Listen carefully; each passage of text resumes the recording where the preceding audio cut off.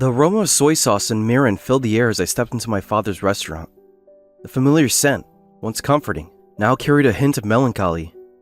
The dining area was empty, save for the dust notes dancing in the afternoon sunlight that streamed through the windows. I found my father in the kitchen, his silver hair catching the light as he methodically sharpened his prized chef's knife. The rhythmic sound of steel against whetstone echoed in the silence. "No customers again today, huh?" I asked, my voice barely above a whisper. My father paused, his weathered hand stilling on the knife. He looked up at me, his eyes distant. "What can we do, though? It's tough," he replied, his voice carrying a weight that seemed to press down on both of us. I nodded, understanding the unspoken words behind a simple statement. The struggles of the past 2 years were etched into every line on his face, every slump of his shoulders. As I turned to leave the kitchen, my gaze fell on the framed photograph hanging by the entrance. It was a snapshot of happier times, my parents standing proudly in front of the restaurant on its opening day. My mother's bright smile seemed to light up the entire image, while my father stood tall beside her, his eyes shining with hope and determination. The contrast between that image and the reality before me was stark. I found myself wondering, not for the first time. Reminiscing about the past is fine, but why aren't you doing anything to change things? I scanned the nostalgic interior of the restaurant, memories flooding back with each familiar sight. The wooden counter where I used to sit as a child, watching in awe as my father worked his culinary magic. The traditional Japanese paintings on the walls, carefully chosen by my mother to create the perfect ambiance. Even the slight chip in the corner of the front window, a battle scar from a particularly rowdy New Year's celebration years ago. My name is Thomas Anderson. At 35, I find myself caught between the world of my youth and the responsibilities of adulthood. My wife, Emily, is 32, a strong, dependable woman much like my mother. Our son, Ethan, just turned 8, his infectious energy a constant reminder of the joy that can be found even in difficult times. As I stood there, lost in thought, I couldn't help but reflect on how we had arrived at this point. My father had always been passionate about cooking. He spent years honing his skills, working his way up through the ranks in a high-end restaurant. It was there that he met my mother, a vivacious waitress whose warm personality complemented his quiet intensity perfectly. They fell in love over late-night meals after closing and shared dreams of owning their own place someday. When they finally opened this restaurant, it was the culmination of years of hard work and saving. I remember the excitement in the air on opening night, the way my father's hands shook slightly as he prepared the first dish, the pride in my mother's voice as she welcomed each guest. For years, the restaurant thrived. It wasn't just a business, it was the heart of our family. I grew up here, doing homework at the corner table, learning to cook for my father, watching my mother charm even the most difficult customers with her genuine warmth. But 2 years ago, everything changed. The day after we had planned to buy Ethan's first school backpack, a trip my parents had been looking forward to for weeks, my mother suddenly passed away from an undiagnosed illness. There had been no warning signs, no time to prepare. One day she was there, full of life and energy, effectively managing both the restaurant and my father's workaholic tendencies. The next, she was gone, leaving a void that seemed impossible to fill. The loss hit us all hard, but none more so than my father. It was as if a vital part of him had disappeared along with her. The passion that had once driven him seemed to flicker and fade, like a candle struggling against a strong wind. With the help of Emily and the unconditional love of Ethan, I've mostly come to terms with my mother's passing. But my father, who lives in a small apartment above the restaurant, seemed stuck in time, unable to move forward even after 2 years. Perhaps due to this state of mind, the restaurant began to suffer. It was closed more often than not, and customers gradually stopped coming. The economic downturn had already reduced people's dining out frequency, and the gloomy atmosphere that now permeated the once lively establishment didn't help matters. There were now many days without any customers, and the restaurant was operating at a loss. This downward spiral seemed inevitable. Although my father would stock ingredients in an attempt to stay open, he found it difficult to manage alone. Opening hours became irregular, his demeanor unfriendly, and his service clumsy. Even the loyal regulars who had been coming out of sense of duty began to stay away. The restaurant was left with an excess of ingredients and no customers to serve them to. Naturally, this led to continued losses, creating a vicious cycle that seemed impossible to break. As I stood there, lost in these melancholy thoughts, my father's voice brought me back to the present. Thomas? You still there? He called from the kitchen. I shook my head, clearing away the cobwebs of memory. Yeah, Dad, I'm still here, I replied, making my way back to the kitchen. I found him cleaning his knife, the blade gleaming on the harsh kitchen lights. For a moment, I saw a flicker of the old passion in his eyes as he carefully inspected the edge. But it was gone as quickly as it had appeared, replaced by the now familiar look of resigned wariness. I was thinking, I began, leaning against the doorframe. We're planning a family trip to a hot spring resort. My father nodded absently, his focus still on the knife in his hands. I see. Be careful, he responded, his voice flat. I took a deep breath, steeling myself for what I was about to say next. No, Dad, I want you to come too. You haven't had a proper vacation in ages because of the restaurant, right? He looked up at me, surprise evident on his face. Before he could protest, I pressed on. Ethan says he wants his grandpa to come along. I saw the changes in his expression at the mention of Ethan's name. My father, who had always been quite strict with me, had a soft spot for his grandson that never failed to amaze me. He does? My father asked, a hint of warmth creeping into his voice. I nodded, feeling a glimmer of hope. He misses you, Dad. We all do. It would mean a lot to have you there with us. For a long moment, my father was silent, his eyes distant as if seeing something beyond the kitchen walls. Then, almost imperceptibly, he nodded. When? He asked simply. I couldn't help the smile that spread across my face. We're leaving this weekend. I'll handle everything here, don't worry. As I left the restaurant that day, I felt a mix of emotions. Relief that my father had agreed to come. Hope that this trip might be the change we all needed. And a nagging worrying about what would happen when we returned. But for now, I pushed those concerns aside. We had a trip to prepare for. The next few days passed in a flurry of activity. Emily, ever efficient, handled most of the packing and arrangements. I split my time between work and helping my father close up the restaurant for our absence. Ethan buzzed around with excitement, peppering us with questions about the hot springs and proudly showing off the new swim trunks he'd chosen for the trip. Before we knew it, the day of the departure arrived. As we loaded our luggage into the car, I couldn't help but notice how out of place my father looked. Standing on the sidewalk in casual clothes, a small suitcase at his feet, he seemed almost lost without the familiar surroundings of his restaurant. You okay, Dad? I asked, taking his bag and placing it in the trunk. He nodded, offering a small smile that didn't quite reach his eyes. It's been a while since I've been away, he admitted. Emily, ever perceptive, came over and linked her arm through his.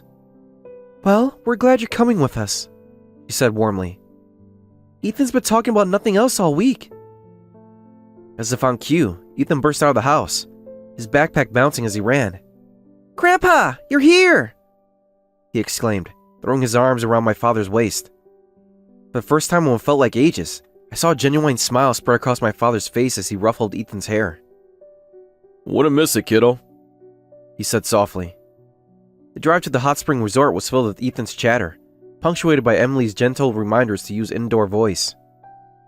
I glanced in the rearview mirror occasionally, catching glimpses of my father's face as he listened to Ethan's excited descriptions of all the things he wanted to do at the resort. As we wound our way up into the mountains, scenery changed from urban sprawl to lush forest. The air grew cooler and fresher, carrying the scent of pine and wildflowers. Even my father seemed to relax a bit, his shoulders losing some of their habitual tension as he gazed out at the passing landscape. When we finally arrived at the end, it was more luxurious than we had expected. The traditional Japanese architecture blended seamlessly with the natural surroundings, creating an atmosphere of tranquil elegance. Wow, Emily breathed as we stepped out of the car. This is beautiful. I had to agree. While not flashy, the inn had a rich, historic feel with intricate wooden skylights and meticulously maintained gardens. The staff that greeted us were the epitome of courtesy, bowing deeply and welcoming us with warm smiles. As we were led to our rooms, I couldn't help but notice my father's critical eye taking in every detail. It was a habit from his years in the restaurant business. I supposed, always evaluating, always comparing. What do you think, Dad? I asked as we settled into our rooms. He nodded approvingly. They know what they're doing here, he said, his voice carrying a hint of professional admiration. We had some time before dinner, so the staff encouraged us to try their famous hot springs. As we prepared to head to the baths, I realized I was facing a dilemma. Recently, whenever we met, we only talked about the restaurant. To avoid being alone with my father in the hot spring and potentially ruining the cheerful mood, I invited Ethan to join us.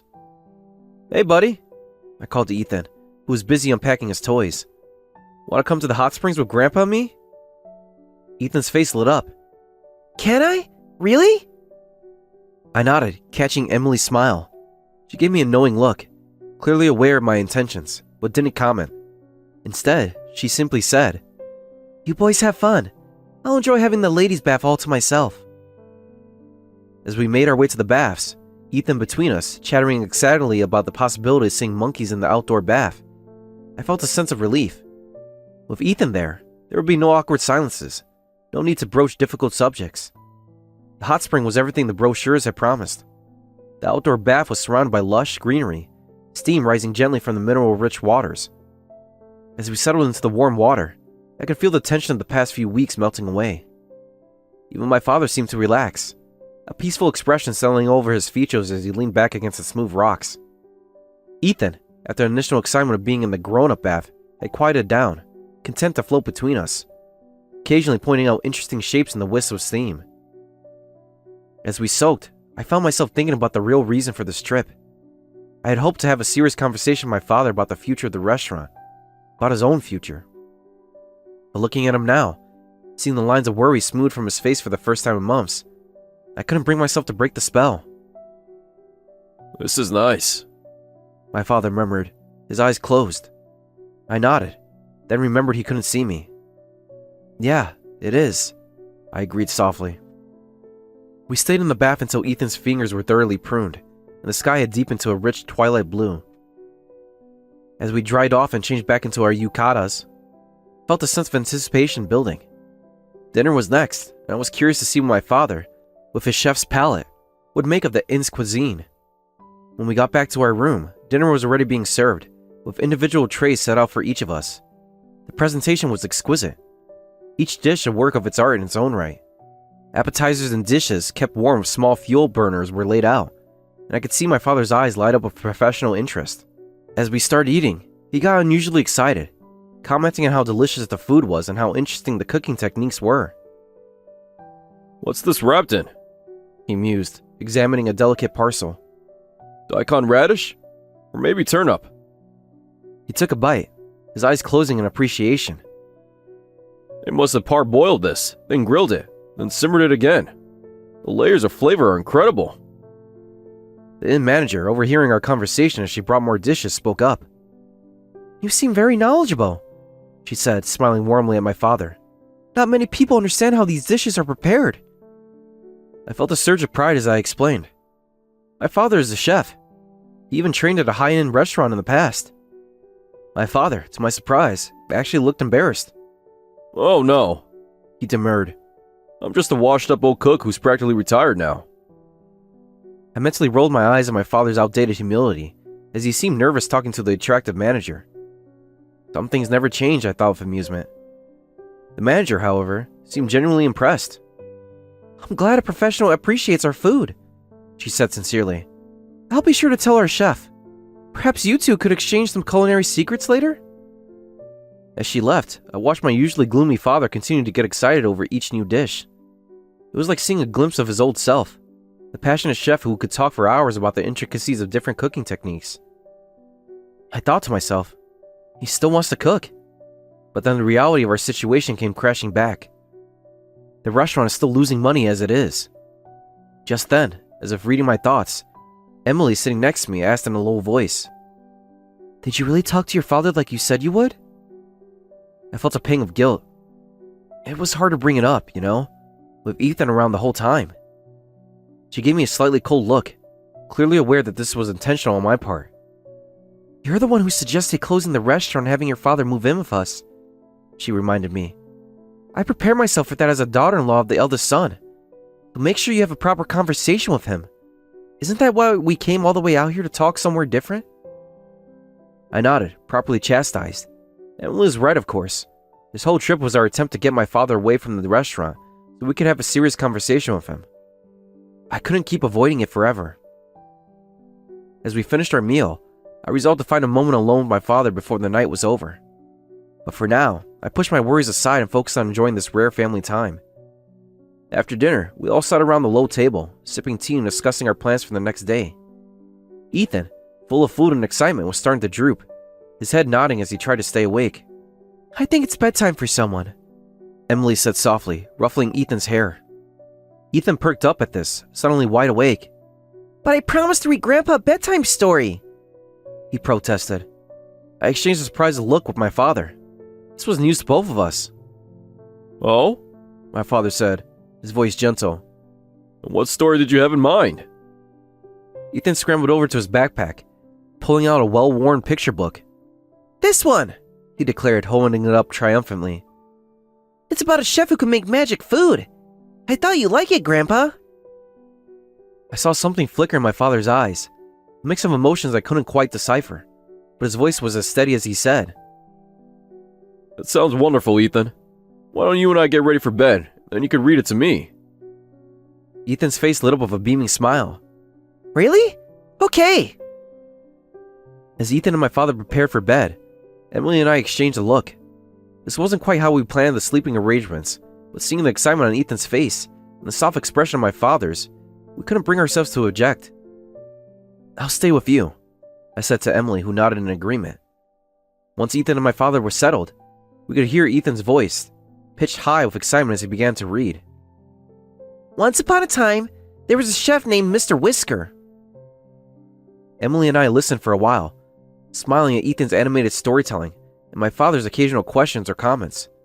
Eventually, the story came to an end, and Ethan's voice faded into the quiet murmur of conversation. "They're good for each other," Emily said softly, leaning against me. I nodded, feeling a lump in my throat. It had been so long since I heard my father engage like this, asking questions, showing interest. It made me realize just how much I missed that side of him. As the night wore on and the room fell silent, I found myself unable to sleep. The conversation I needed to have with my father weighed heavily on my mind. Finally, unable to lie still any longer, I quietly got up. "I'm going to take another dip in the hot spring," I whispered to Emily. She nodded, understanding in her eyes.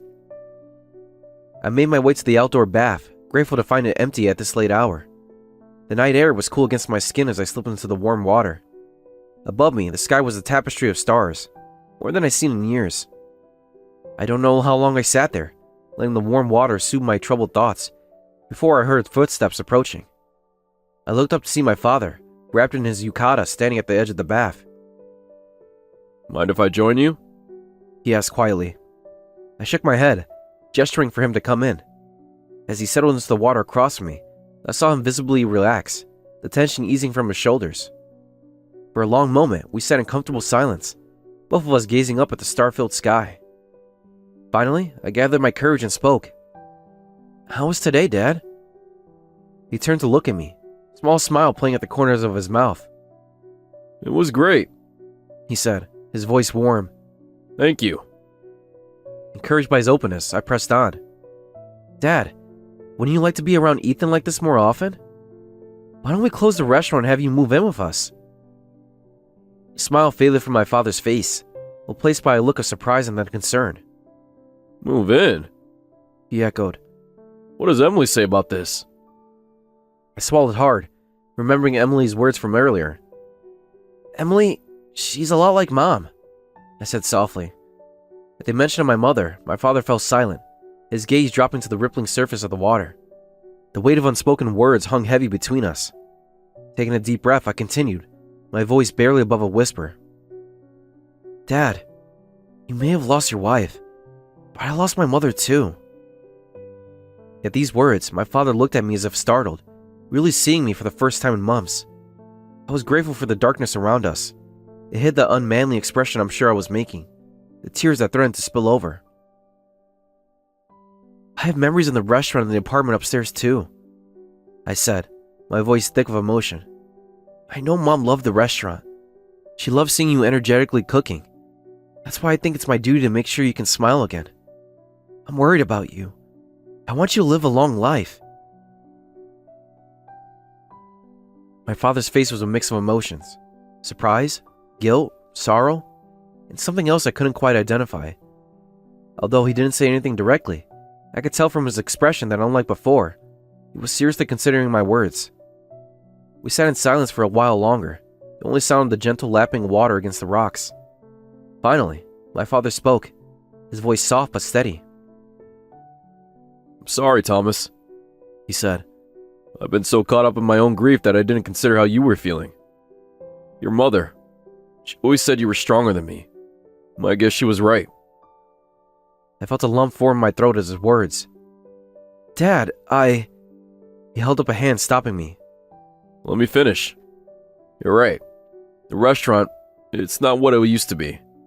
About your mother, I'd let it become a shadow of what we dreamed.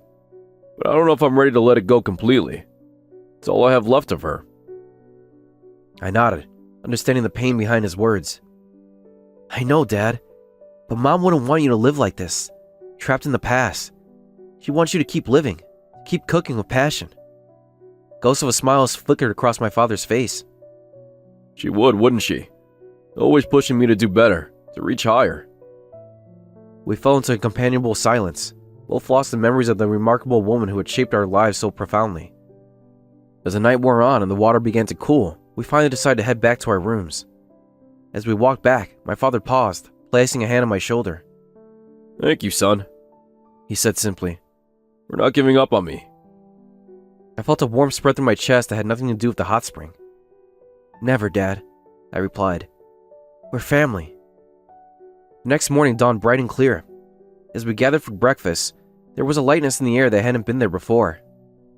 My father, to my surprise, was already up and chatting animatedly with Ethan about the day's plans. Emily caught my eyes over her coffee cup, raising an eyebrow in silent question. I gave her a small nod, and her face relaxed into a smile.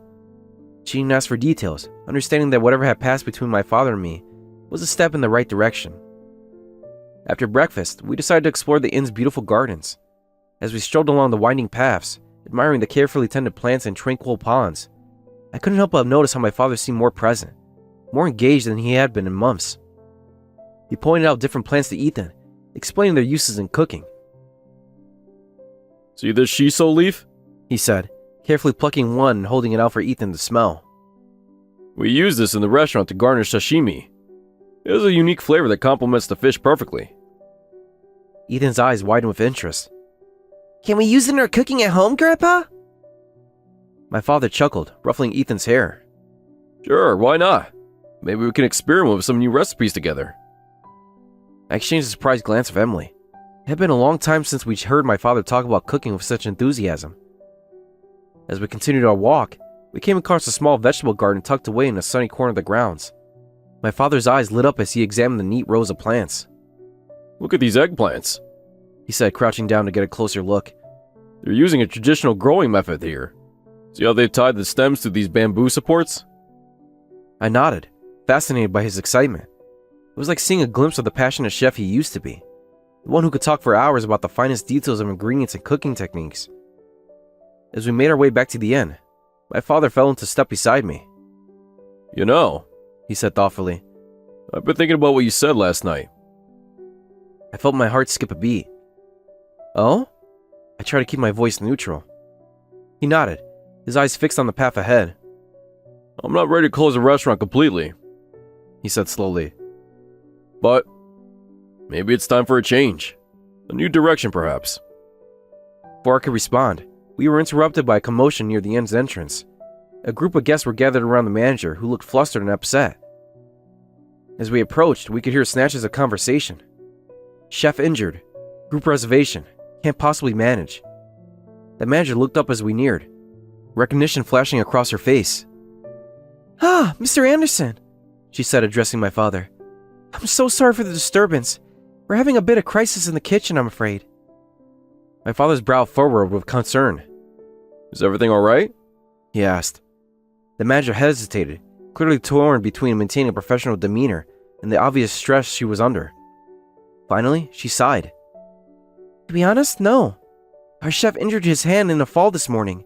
We have a large group of reservation for lunch, with some staff unable to make it due to a landslide on the mountain road. We're severely understaffed. I watched as something shifted in my father's expression. It was subtle, but I recognized it immediately. The look he used to get when faced with a challenging dinner service. A mix of determination and excitement. If it's alright with you, he said, his voice steady and confident. Perhaps I could help. The manager's eyes widened in surprise. Oh, Mr. Anderson, I couldn't possibly ask a guest to... My father held up a hand, stopping her mid-sentence. Please, I insist. As I mentioned yesterday, I run a Japanese restaurant. If I can be of any assistance, I'd be happy to help. I could see the conflict on the manager's face, gratitude warring with professional pride, and the hesitation to accept help from a guest. Sensing this, my father continued, his voice warm with sincerity. Eating delicious food here reminded me how wonderful cooking can be. How it can give people energy and vitality. I'd like to repay that somehow if you let me. The manager looked at him for a long moment, then nodded slowly. Thank you, she said, relief evident in her voice. We would be incredibly grateful for your help. As the manager led my father towards the kitchen, he turned back to us. Thomas, Emily, I'm sorry about this. Please, enjoy your day. I'll catch up with you later. Emily smiled, waving him off. Go on, she said. We'll be fine. Do what you need to do. As we watched him disappear into the inn, Ethan tugged on my hand. Is Grandpa going to cook? He asked, his eyes wide with excitement. I nodded, feeling a mix of emotions I couldn't quite name. Yes, he is, I replied. Can we watch? Ethan pleaded. Please. I looked at Emily, who shrugged. Why not? She said. It might be fun. And so, instead of our planned hike, we found ourselves in the inn's bustling kitchen, watching as my father tied on an apron and surveyed the scene before him. The energy in the room was electric, a mix of anxiety and excitement. My father quickly took charge, his voice calm and authoritative as he assessed the situation and began delegating tasks. It was like watching a conductor lead an orchestra, every movement precise and purposeful. We'll set up a buffet-style meal, he announced. It's easier to prepare in advance, and we can use chafing dishes to keep the food warm. Now, let's see what ingredients we have to work with. As he moved through the kitchen, checking the supplies and adjusting plans on the fly, I saw the staff visibly relax. His confidence was contagious, infusing the chaotic atmosphere with a sense of purpose and direction. Emily leaned close to me, whispering, He looks like he's in his element. I haven't seen him like this in years. I nodded, unable to take my eyes off the scene before me. It was like watching my father come back to life, the passion and skill that had been dormant for so long suddenly bursting forth. As the morning wore on, delicious aromas began to fill the air. My father moved from station to station, tasting, adjusting, offering advice and encouragement. Even Ethan got involved, carefully arranging garnishes on plates under my father's watchful eye. When the first guest began to arrive, there was a moment of tension. The manager stepped forward, ready to explain the change in menu and apologize. But as the diners caught sight and smell of the beautifully presented buffet, their faces lit up with anticipation. What a wonderful surprise! One guest exclaimed. Is this a special event? The manager, looking relieved, smiled warmly. You could say that, she replied. We have a very special guest chef in the kitchen today. As the meal progressed, the dining room filled with the sounds of contented eating and animated conversation. I watched as my father, still in his apron, moved among the tables, chatting with guests and accepting their compliments with a humble grace I hadn't seen in years. When the last guest had departed, full and satisfied, a spontaneous round of applause broke out in the kitchen. The staff crowded around my father, shaking his hand and thanking him profusely.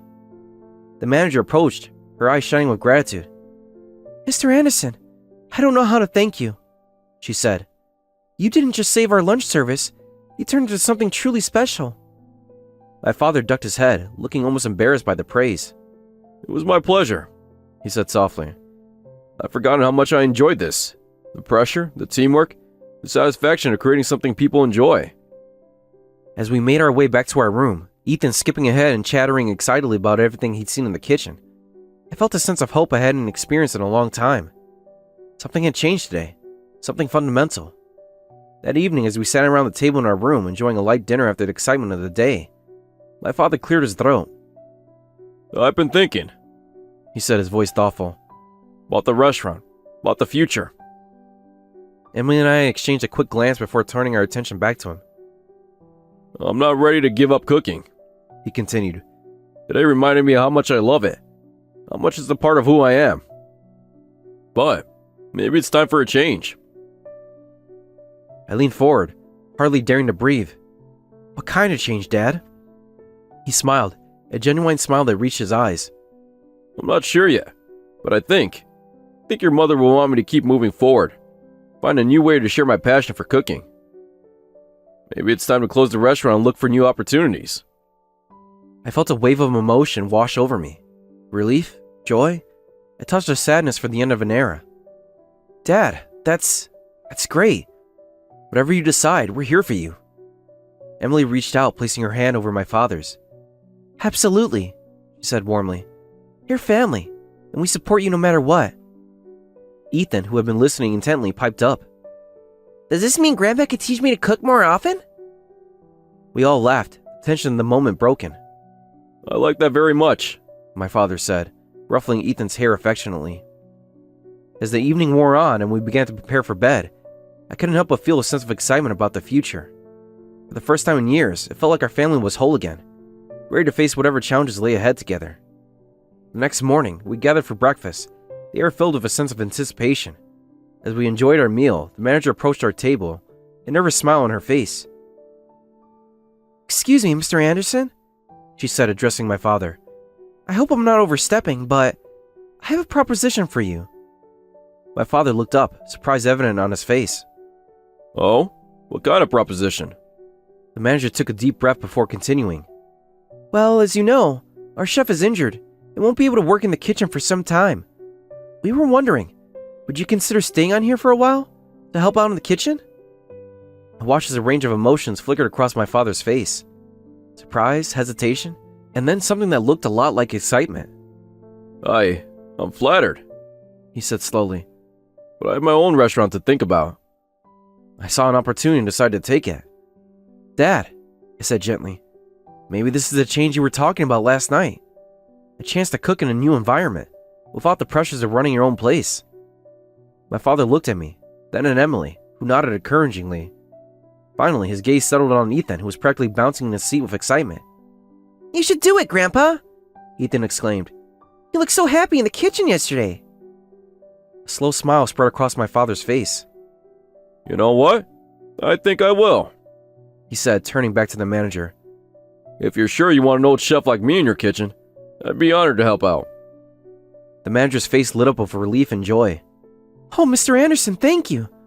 We would be delighted to have you. Your experience and skills will be invaluable to our team. As they began to discuss the details, I felt a weight lift from my shoulders. This unexpected turn of events seemed like the perfect solution. A chance for my father to rediscover his passion for cooking, without the burdens that had been weighing him down at his own restaurant. Emily squeezed my hand under the table, a silent acknowledgement of the positive change we were witnessing. Ethan was practically vibrating with excitement, peppering my father with questions about what he would cook, and if he could help sometimes. The rest of our stay at the inn passed in a blur of activity. We had to return home due to work and school commitments, but my father decided to stay on at the Hot Spring Inn, working as a chef for the next month. As we packed our bags and prepared to leave, I couldn't help but marvel at the transformation I'd seen in him over just a few days. Are you sure you'll be alright here by yourself, Dad? I asked as we stood in the inn's entrance, preparing to say our goodbyes. My father chuckled, a sound I realized I hadn't heard in far too long. I'll be fine, Thomas. More than fine, actually. I feel reinvigorated, like I'm starting a new chapter. I nodded, feeling a lump form in my throat. I'm happy for you, Dad. Really. He pulled me into a hug, something he hadn't done since I was a teenager. Thank you, son, he said softly. For not giving up on me, for pushing me to make a change. As we broke apart, I saw Emily wiping a tear from her eye. She stepped forward to hug my father as well. Take care of yourself, she said warmly. And don't forget to call us and let us know how you're doing. I promise, my father replied, smiling at her. Ethan was the last to say goodbye, throwing his arms around my father's waist. I'm gonna miss you, Grandpa, he said, his voice muffled against my father's shirt. My father knelt down to Ethan's level, looking him in the eye. I'll miss you too, kiddo. But I'll be back before you know it. I promise we'll cook together when I return. How does that sound? Ethan's face lit up. Really? You promise? Jeff's honor, my father said solemnly, holding up his hand as if taking an oath. As we drove away from the inn, I watched in the rearview mirror as my father's figure grew smaller, standing on the steps and waving until we turned a corner, and he disappeared from view. The car was quiet, each of us lost in our own thoughts about the unexpected turn our family vacation had taken. Finally, Emily broke the silence. "So," she said, a hint of amusement in her voice, "I guess we need to figure out what to do about the restaurant." I groaned, realizing the logistical challenges that lay ahead. "I guess so. We only left a closed for 3 days sign. We'll need to change that to closed until further notice while we wait for Dad's final decision." "Do you think he'll want to reopen it?" Emily asked. I shook my head slowly. "Honestly, I don't think so. I think this opportunity at the inn is exactly what he needed. A chance to cook without all the pressure of ownership. But we'll see. For now, let's just be grateful for the change we've seen in him." The next few weeks passed in a flurry of activity. Between work, school, and dealing with the temporary closure of my father's restaurant, we were kept busy. But through it all, there was an undercurrent of optimism that had been missing for far too long. My father called regularly, his voice animated as he told us about the new dishes he was creating, the techniques he was learning from the inn staff, and the satisfaction he felt at the end of each day. It was like listening to a completely different person from the man we'd known just a month ago. One evening, about 3 weeks into my father's stay at the inn, we received an unexpected call.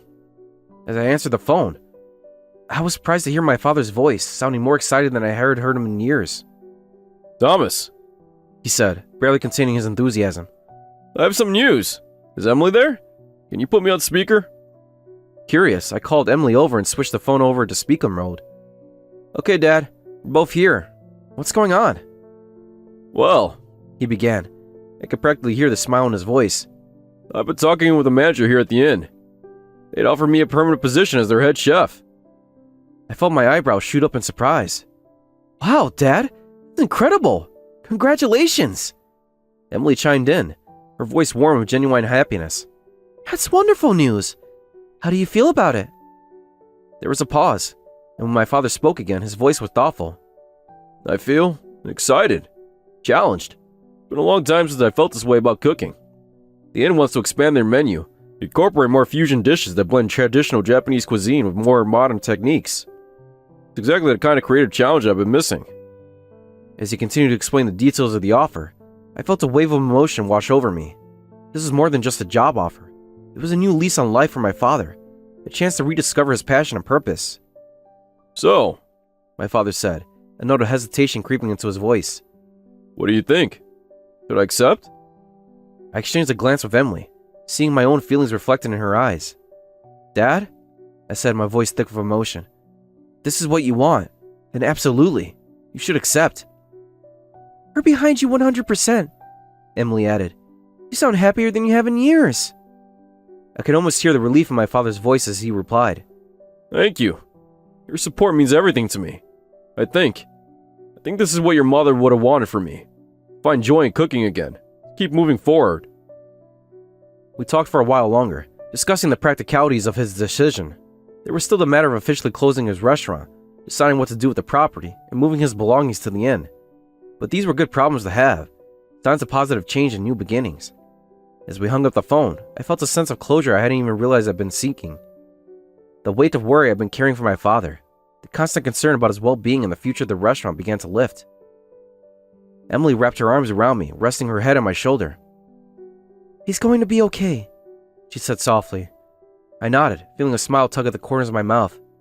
"Yeah, he is. We all are." Just then, Ethan's voice called from the living room. "Dad! Mom! Can we have sushi for dinner? I want to practice using chopsticks like Grandpa showed me." Emily and I laughed, the sound filling our kitchen with warmth. "Sure, buddy," I called back. "In fact, why don't you help us make it? We could try out some of those techniques Grandpa's been telling us about." As we gathered in the kitchen, Ethan standing on a stool to reach the counter, I felt a profound sense of gratitude. Our family's journey had taken an unexpected turn, but had led us to a place of healing and hope. When my father shaped his new life at the inn, we were building new traditions in our own home, keeping his passion for cooking alive in our own way. And as I watched Emily patiently guide Ethan's hand in forming a slightly lopsided sushi roll, I knew that this moment, this love, this continuation of family legacy, was exactly what my mother would have wanted for all of us. 3 months passed quickly, each day bringing news of my father's adventures at the inn. His voice grew stronger, more confident with each call, and I could hear the passion reigniting in his descriptions of new recipes and cooking techniques. Finally, the day came for us to visit him again. As we drove up the winding mountain road, I felt a mix of excitement and nervousness. How much would have changed? Would the father we found to be the same man we left behind 3 months ago? As we pulled into the inn's parking lot, I saw a familiar figure standing at the entrance. My father, dressed in a crisp chef's whites, was waiting for us with a broad smile on his face. "Grandpa!" Ethan cried, barely waiting for the car to stop before he was out the door and running towards my father. My father scooped him up in a bear hug, laughing heartily. There's my little sous chef. Have you been practicing your knife skills? As Emily and I approached, I was struck by the change in my father. He stood taller, the slump gone from his shoulders. His eyes sparkled with energy I hadn't seen in years. Welcome back, he said warmly, pulling each of us into a hug. I'm so glad you can make it. We followed him into the inn, listening as he pointed out changes and improvements that had been made since our last visit. His pride in his work was evident in every word, every gesture. And here, he said, pushing open the doors to the kitchen, is where the magic happens. The kitchen was a hive of activity, staff members moving with practice efficiency as they prepared for the dinner service. But as we entered, everything seemed to pause for a moment. The staff turned to greet us, their faces lighting up with genuine warmth. So this is your family, Chef Anderson? One young cook exclaimed. We've heard so much about you. I raised an eyebrow at my father, who had the grace to look slightly embarrassed. I may have mentioned you once or twice, he admitted with a chuckle. As we toured the kitchen, I was amazed by how seamlessly my father had integrated into this new environment. He moved through the space with confidence, stopping here to taste the sauce, there to demonstrate a technique to a junior cook. Dad, I said, unable to keep the awe from my voice. This is incredible. You seem so at home here. He nodded, a contented smile on his face. I am, Thomas. For the first time in a long time, I truly feel like I'm where I'm meant to be. We found him in the kitchen, skillfully filleting a fish.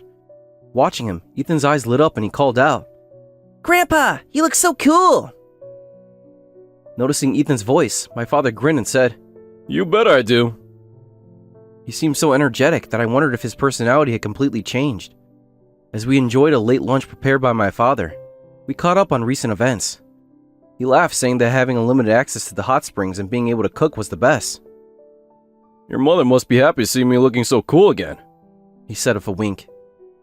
I thought he was still going on about that, but Emily agreed, making everyone laugh. Seeing my father like this, I felt inspired. I guess I need to step up my game too. I'm going to aim to be a cool dad like you. This made everyone burst into laughter, which was a bit embarrassing for me.